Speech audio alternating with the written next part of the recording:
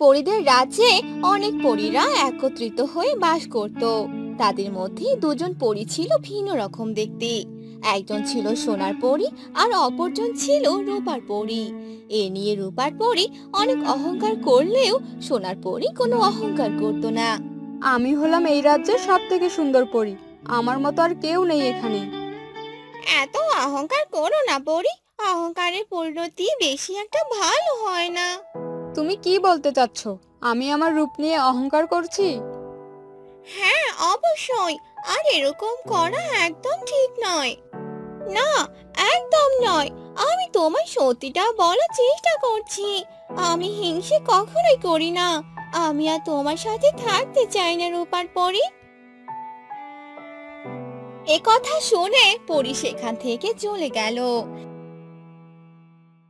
পরি যেতে যেতেই সোনার পরীর সাথে দেখা হয়ে গেল। একে পরি, কি হয়েছে তোমার? মন খারাপ কেন? না, আমার কিছু হয়নি। আচ্ছা, তুমিও কি রূপার পরীর মতো অহংকার করো? অহংকার করব? কিন্তু কেন? এই যে, তুমি কোনো সাধারণ পরী নও, তুমি যে এক সোনার পরী। এতে অহংকারের কি আছে? এ নিয়ে আমি কোনো অহংকার করি না। আচ্ছা, আমি কি তোমার বন্ধু হতে পারি? ঠিক আছে, আজ থেকে তুমি আমার বন্ধু। এরপর থেকে পরী সোনার পরীর সাথে সব সময় ঘুরে বেড়াতো। আর এসব কিছু রূপার পরী দেখতে পেল। ওহ, তাহলে এই ব্যাপার। এখন তাহলে সোনার পরীর সাথে ঘুরে বেড়াচ্ছ? পরীকে তো উচিত শিক্ষা দিতেই হয়। এরপর পরী সেখান থেকে চলে গেল। রাত হতেই পরী বাড়িতে এলো আর ঘুমিয়ে পড়ল। পরদিন সকালবেলা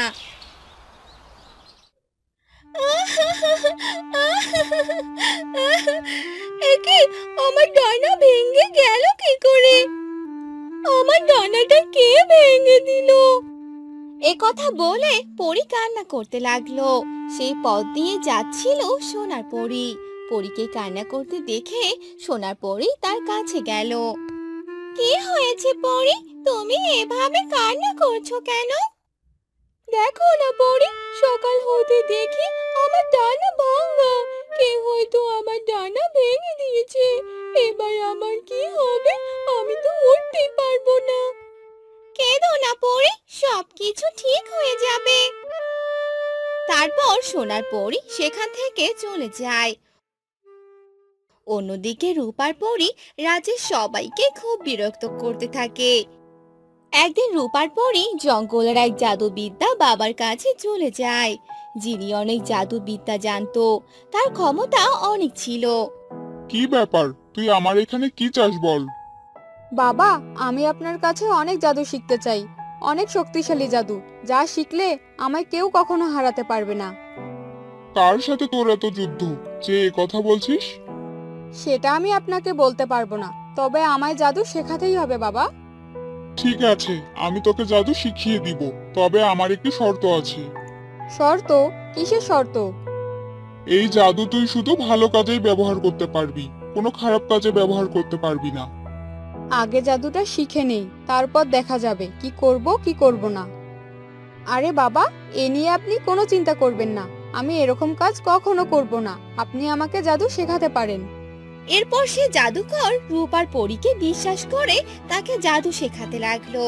আর রূপার পরী সবগুলো জাদু শিখে নিল আর সেখান থেকে চলে গেল।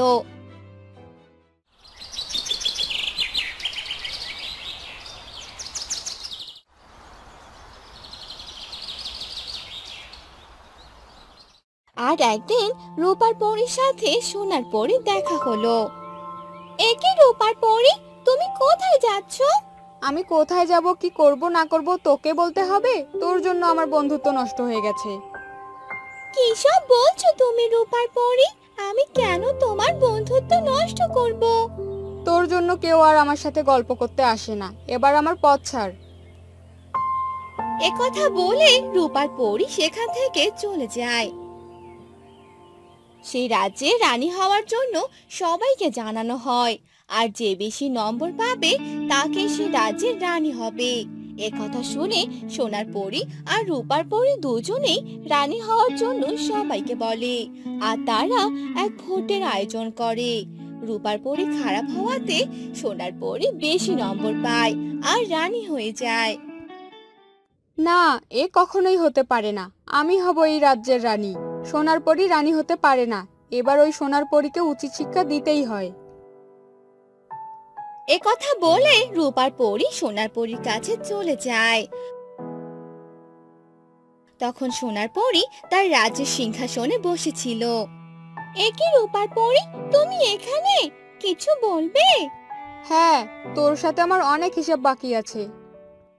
হিসাব? কিসের হিসাব? এরপর রূপার পরী সোনার পরীর উপর জাদু নিক্ষেপ করতে থাকে। এতে কোনো লাভ হয় না, তার নিক্ষেপ করা জাদু তার উপরেই পড়ে। আহ, এ কি কি হচ্ছে এসব আমার সাথে? আমার করা জাদু আমার উপরেই পড়ছে কেন? তখনই সেখানে জাদুকর চলে আসে। কারণ আমি তোকে বলেছিলাম এই জাদুগুলো ভালো কাজে ব্যবহার করতে হবে, কোনো খারাপ কাজে নয়। কিন্তু তুই আমার কোনো কথাই শুনিসনি। তুই এই জাদু খারাপ কাজে ব্যবহার করেছিস, তাই তোর উপরেই এসে পড়েছি।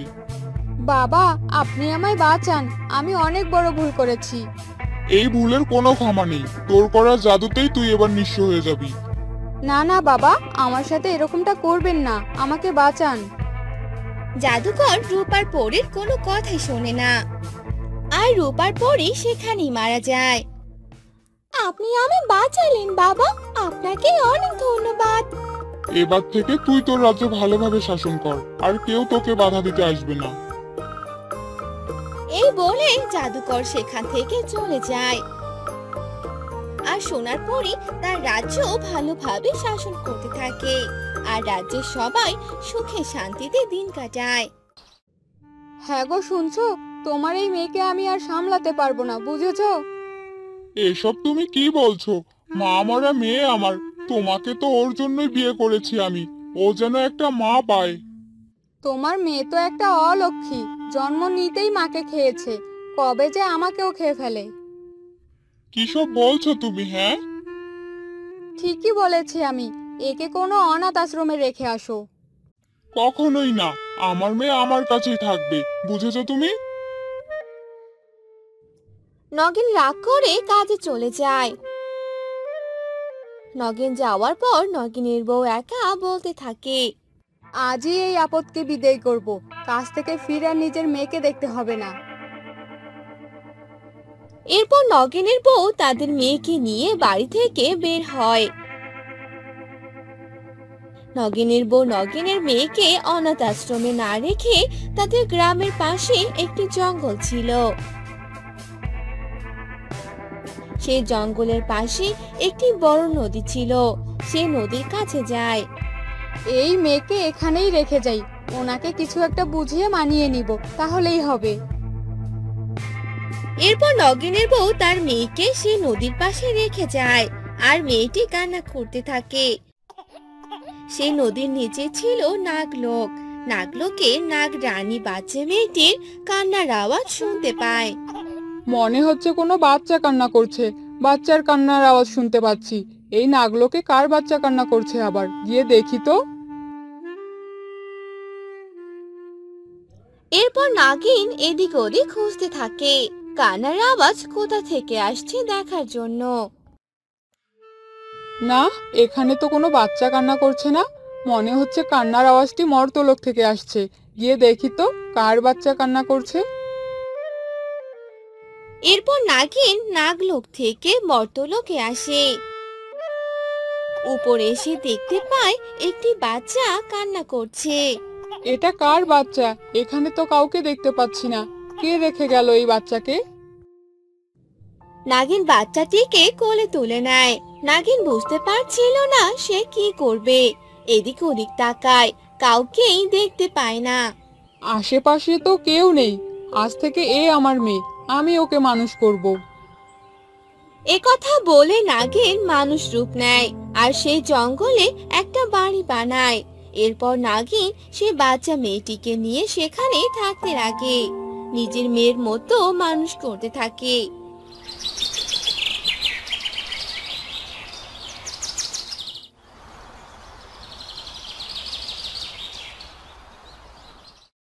এভাবে 5 বছর কেটে যায়। মেয়েটি বড় হয়। মা, ও মা, আমার বড্ড খিদে পেয়েছে, খেতে দাও না তাড়াতাড়ি। হ্যাঁ রে মা, দিচ্ছি, তুই বস এখানে। মা, আমার ফল খেতে খুব ইচ্ছে করছে। ঠিক আছে রে মা, এখন তুই ভাত খেয়ে নে, আমি তোকে পরে ফল এনে দিব। তুই কিন্তু দূরে কোথাও যাবি না, আশেপাশেই থাকবি সব সময়, বুঝলি? আচ্ছা মা, আমি কোথাও যাব না, এবার আমাকে খেতে দাও। নাগিন তার মেয়েকে খেতে দেয়। নাগিন মেয়েকে খেতে দিয়ে বসে বসে ভাবতে থাকে। কত বছর হয়ে গেল নাগলোকে যাই না, নাগলোকের যে কি অবস্থা কে জানে। মা, কি ভাবছো তুমি? আমার খাওয়া হয়ে গেছে মা, আমি একটু বাহিরে খেলতে গেলাম। ঠিক আছে রে মা, যা, কিন্তু আমি কি বলেছি মনে আছে তো? হ্যাঁ মা, মনে আছে, আমি দূরে যাব না।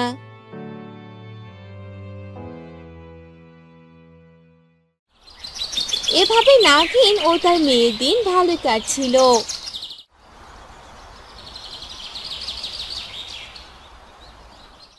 একদিন নাগিনের মেয়ে খেলছিল বাহিরে।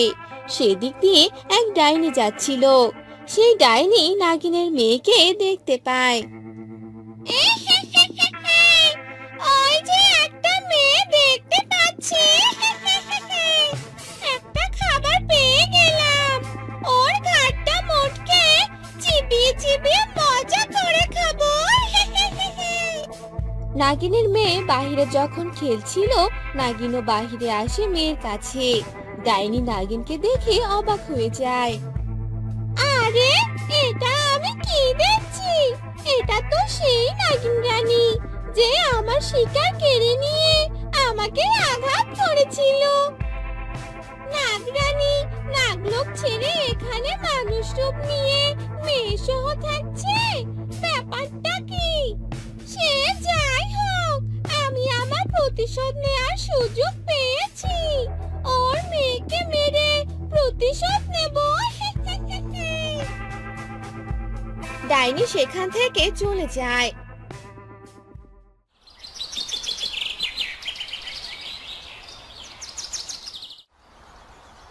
পরের দিন ডাইনি আবার আসে।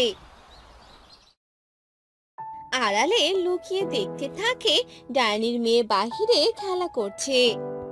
হ্যাঁ রে মা, শোন, আমি তোর জন্য ফল আনতে যাচ্ছি, তুই কিন্তু এখানেই খেলবি, অন্য কোথাও যাবি না।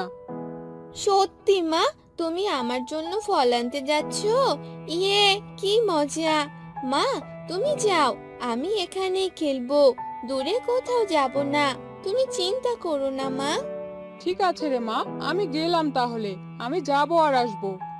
নাগিন এ কথা বলে যেতে লাগে।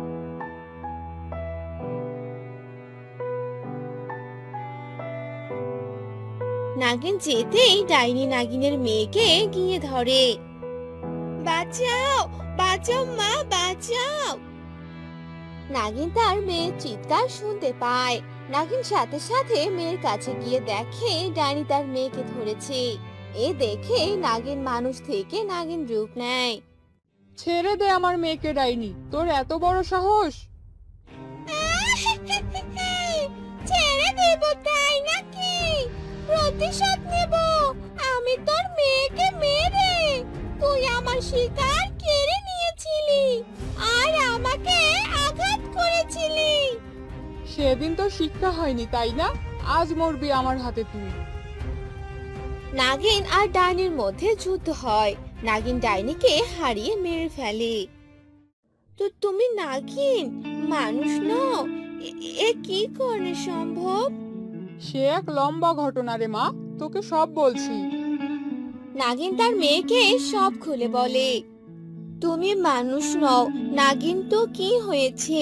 তুমি আমার মা, আর আমি সারা জীবন তোমার সাথে থাকবো, কখনো তোমাকে ছেড়ে যাব না মা। সত্যি রে মা, আয় মা, আমার বুকে আয়। নাগিনের মেয়ে নাগিনকে জড়িয়ে ধরে। আবার তারা সুখে শান্তিতে দিন কাটাতে থাকে। বিরাট এক জঙ্গলের পাশে ছিল একটি নদী। সেই নদীতে বাস করত এক নাগিন। আর জঙ্গলে থাকতো এক পরী। তার পাশে ছিল একটি গ্রাম। সেখানে থাকতো এক সাপুরিয়া। হ্যাঁ রে লালু, আজ অনেক দিন থেকে সাপ ধরতে যাই না। চল আজ বরং কোনো এক জঙ্গলে যাই, দেখি কোনো সাপ পাই কিনা। হ্যাঁ দাদা, তবে আমি আজ দূরে কোথাও যেতে পারবো না। আমরা বরং পাশের জঙ্গলটাতেই যাই। আরে, ওই জঙ্গলটাতে তো আগেও গিয়েছিলাম, কিন্তু কোনো সাপ পাইনি তো। অনেকদিন থেকেই তো আর যাওয়া হয় না। এবার গেলে নিশ্চয়ই কোনো না কোনো সাপ পেয়ে যাব।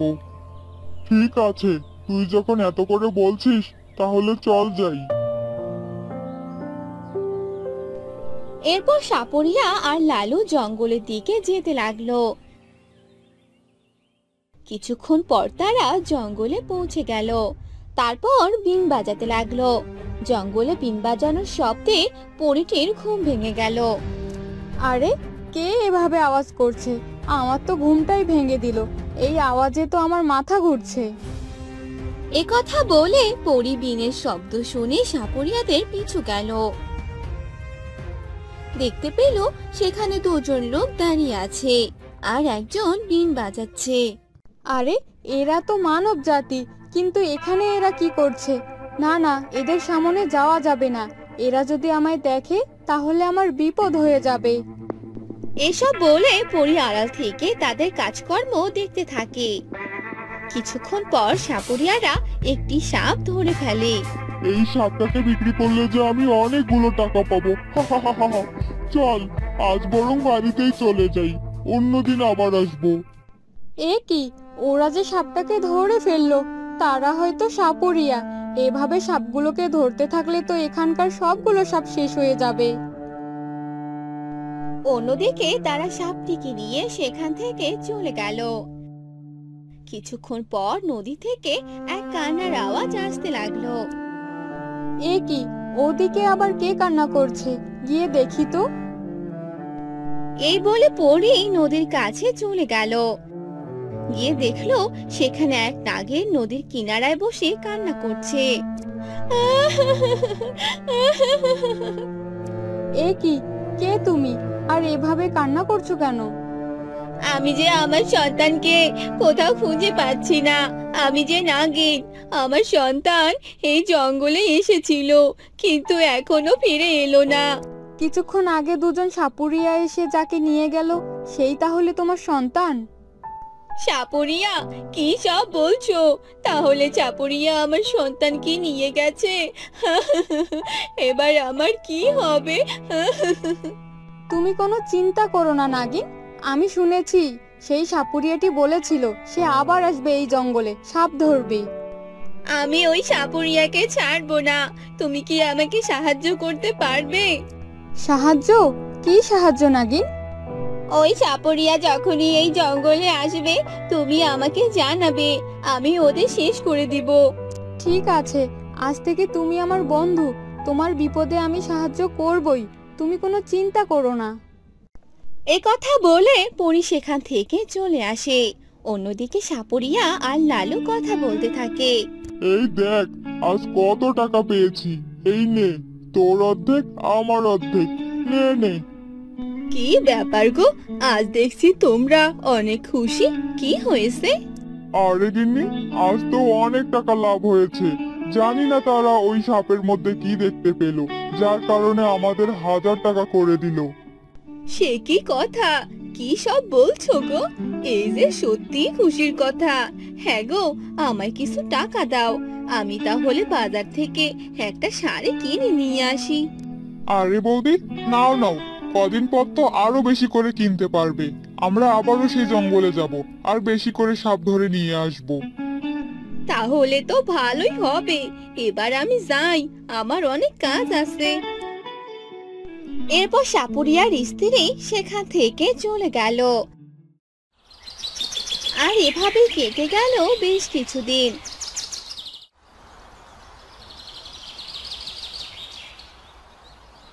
আর একদিন লালু এসে সাপুরিয়াকে বলতে লাগলো।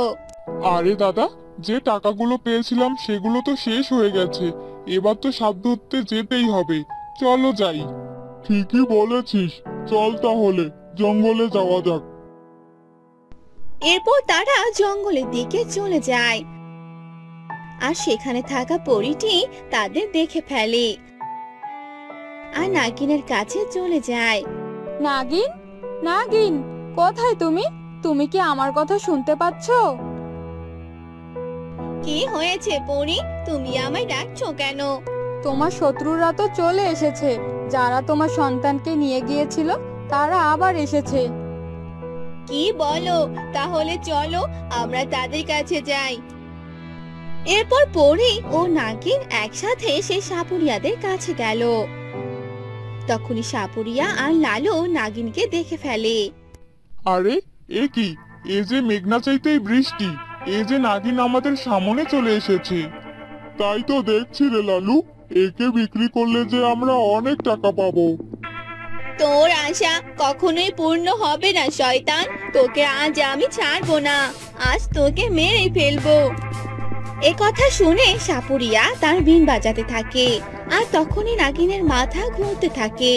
এসব দেখে পরী ভাবতে লাগলো, না না, এবার আমাকেই কিছু একটা করতে হবে। এই বিনটাই ভেঙে ফেলতে হবে। এ কথা বলতেই পরী তার জাদু দিয়ে বিনটা ভেঙে ফেলে। এ কি, আমার বিনটা যে ভেঙে গেল, এবার কি হবে? হ্যাঁ দাদা, এবার তো নাগিন আমাদের মেরে ফেলবে। চলো দাদা পালাই।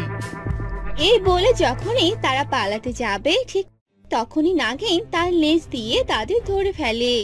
আহ, ছাড়ো, ছাড়ো আমাদের। আহ, আমার গলায় যে অনেক লাগছে, আমি যে নিঃশ্বাস নিতে পারছি না। তোরা আমার সন্তানকে আমার কাছ থেকে কেড়ে নিয়েছিস, আজ তোদের মেরে ফেলবো। আমাদের ভুল হয়েছে, আমাদের ছেড়ে দাও। না, তোদের ছাড়বো না, তোদের আমি মেরে ফেলবো। আমি যা বলি তাই করি। এ কথা বলেই নাগিন তাদের মেরে ফেলে আর তারা দুজন মারা যায়। তোমায় অনেক ধন্যবাদ পরী, তুমি আমার জীবন বাঁচিয়েছো আর আমি আমার প্রতিশোধ পূর্ণ করতে পেরেছি। তোমায় অনেক ধন্যবাদ বন্ধু। না বন্ধু, আমাকে ধন্যবাদ দিতে হবে না। আমি তো তোমার বন্ধু, তোমার সব বিপদেই আমি আছি। এবার তাহলে আমি আসি। এ কথা বলে নাগিন আর পরী তাদের আস্তানায় চলে যায়। আর আমাদের জিততেই হবে হাবু, যে করেই হোক আমাদের স্কুলের সুনাম অর্জন করতেই হবে। আরে হ্যাঁ, এসব আর তোকে বলতে হবে না, এসব আমি খুব ভালো করেই জানি। চল এখন বাসায় যাই, আমার খুব খিদে পেয়েছে। এরপর তারা দুজনে হাবুর মামা বাড়িতে চলে গেল। হাবু শহরে তার মামার বাসায় উঠেছিল। মামার বাসা থেকে খেলায় অংশগ্রহণ করতে লাগলো। এভাবেই যেতে লাগলো। চল আজকে মামাকে সাথে করে নিয়ে পুরো শহরটা ঘুরে আসি। তাহলে তো ভালোই হয়, চল যাই। তারপর হাবু তার মামাকে সাথে করে নিল আর পুরো শহরটা ঘুরতে লাগলো আর অনেক আনন্দ করে ঘুরলো। বাহ মামা, শহরটা তো অনেক সুন্দর, চারিদিকে শুধু রাস্তা। আমার তো অনেক ভালো লেগেছে মামা। একবার ঘুরলে কি হয় নাকি, তোমাদের আরো অনেক জায়গায় নিয়ে যাব, অনেক সুন্দর সুন্দর জায়গা আছে। হ্যাঁ মামা, এখানে যতদিন আছি ততদিন শুধু ঘুরবই আর ফাইনাল খেলার জন্য প্রস্তুত হব। এখন বাসায় চলো। তারপর তারা সবাই বাড়িতে চলে এলো। এভাবেই অনেকদিন চলে গেল।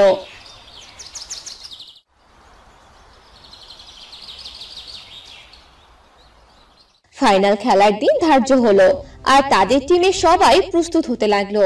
কিন্তু সেই সময় ঘটে গেল এক ঘটনা। পুরো শহরে রাক্ষসের দলেরা আক্রমণ শুরু করলো। কেউ বাহিরে যেতে পারছিল না, যে বাহিরে যেত তাকে হানারা আঘাত করত। এ খবর চারদিকে ছড়িয়ে পড়লো। কি রে হাবু, শহরে কি হচ্ছে সব শুনেছিস? শহরে রাক্ষসের হানা বেঁধেছে, কেউ তো বাহিরে যেতেই পারছে না। আমিও তো সবকিছু শুনলাম মামা, আর তাই তো আমাদের খেলার তারিখ পিছিয়ে দেওয়া হলো। এবার কি হবে হাবু, তাহলে কি আমরা খেলতে পারবো না? আরে না রে, আমরা অবশ্যই খেলবো, আর এই শহর থেকে রাক্ষস বের করে দিতে হবে। কে যাবে ওই রাক্ষসের পিছনে? কেউ তাদের সামনেই তো যেতে পারছে না, সবাই ভয় করছে। ভয় করলে কি আর জয় করা সম্ভব হবে? আমাদের সাহসের সাথে এগিয়ে যেতে হবে। আমি এসবের মধ্যে নাই, আমার অনেক ভয় করে। শিপু তো ঠিক কথাই বলছে হাবু, যেখানে সব কর্মকর্তা যেতে ভয় পাচ্ছে সেখানে তুমি একাই কি করবে? হ্যাঁ মামা, দেখছি কি করা যায়। এভাবেই কিছুদিন চলে গেল।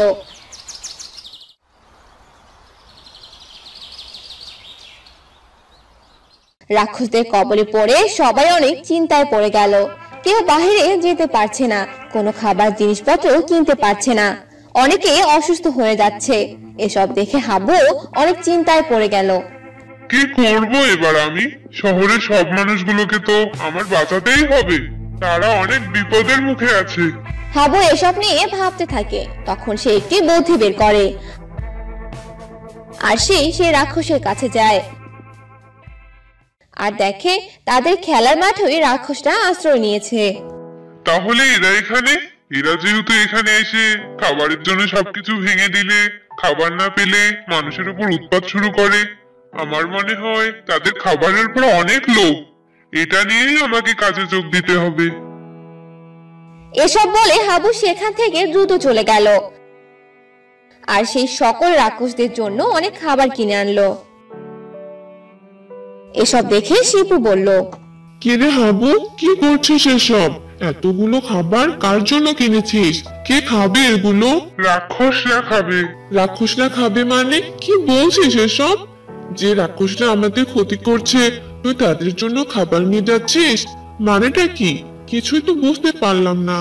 শোন, রাক্ষসরা আমাদের মাঠ দখল করে নিয়েছে আর এজন্য মাঠের গেটটি বন্ধ করে দিয়েছে, যার জন্য সবাই একটু বিপদ মুক্ত থাকলেও আমাদের ফাইনাল খেলা বন্ধ হয়ে আছে। তাহলে এখন আমরা কি করব? তুই চল আমার সাথে, তাহলেই সবকিছু বুঝতে পারবি। তারপর হাবু ওই খাবারগুলো নিয়ে রাক্ষসের সামনে গেল। তখনই রাক্ষস হুঙ্কার দিয়ে উঠলো আর হাবুর দিকে আসতে লাগলো। না না, আমাদের কাছে আসবে না।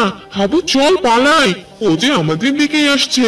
আহা, বাচ্চাগুলোকে তো এবার খেয়ে নিব। তোরা এখানে কি করে এলি? এবার তো মজাই এসে গেল। না না, আমি তোমাদের কোনো ক্ষতি করব না, তোমরাও আমাদের কোনো ক্ষতি করো না, তোমাদের জন্য আমি খাবার নিয়ে এসেছি। এই বাচ্চা ছেলেটির কি বলেছে রে? খাবার নিয়ে এসেছে মানে? তারপর হাবু সে খাবারগুলো তাদেরকে দিল আর সে রাক্ষসগুলো সে খাবার খেলো আর তাদের পেট ভরে গেল। তখন সেই রাক্ষসটি বলল, তুই যদি প্রতিদিন আমাদের জন্য খাবার নিয়ে আসতে পারিস, তাহলে তোদের শহরে কারো ক্ষতি আমরা কেউ করবো না। একথা শুনে হাবু রাজি হয়ে গেল আর তারা বাড়িতে ফিরে গেল। তখন হাবুর মামা বলল, এ তুই কি করছিস হাবু? তুই রাক্ষসের সামনে গিয়েছিলি মানে? ও যদি তোকে মেরে ফেলতো তখন কি হতো বলতো? ও আমার কোনো ক্ষতি করবে না, তুমি দেখে নিও। আর কালকেই হবে তোমাদের শেষ দিন। শেষ দিন মানে? সেটা তো তুমি কালকেই দেখতে পারবা মামা।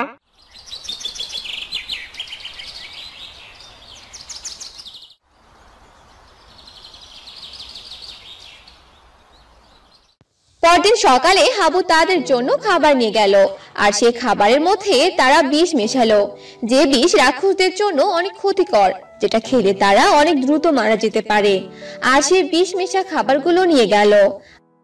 আর এদিকে হাবুর মামা পুলিশকে খবর দিল আর তারা সাথে সাথে শহরের অনেক মানুষ সেখানে হাজির হলো। কেউ হাবুকে সেখানে যেতে দিল না, কিন্তু হাবু অনেক সাহসের সাথে সেখানে গেল। এই নাও, আজ তোমাদের জন্য খাবার। তারপর সে রাক্ষসগুলো সে বিষ মেশানো খাবারগুলো খেয়ে নিল আর রাক্ষসগুলো চারদিকে অনেক মানুষ দেখতে পেল আর এসব দেখে হাবুকে ধরে ফেললো আর বলল, এবার আর তো রক্ষে নেই, এবার যে আমরা তোকে খেয়েই ফেলবো। না না, আমার বন্ধুকে তোরা ছেড়ে দে। মামা, বাঁচাও অপুকে।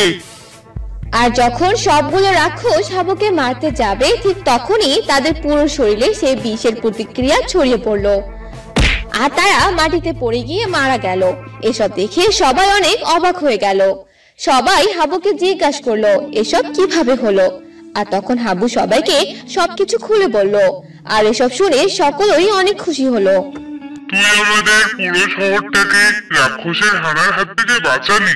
সবাই সে রাক্ষসানা থেকে মুক্তি পেল আর সে মাঠে তাদের ফাইনাল খেলা হলো। এবার চল আমরা বাড়িতে ফিরে যাই, সবাই আমাদের জন্য অপেক্ষা করছে। হ্যাঁ চল চল।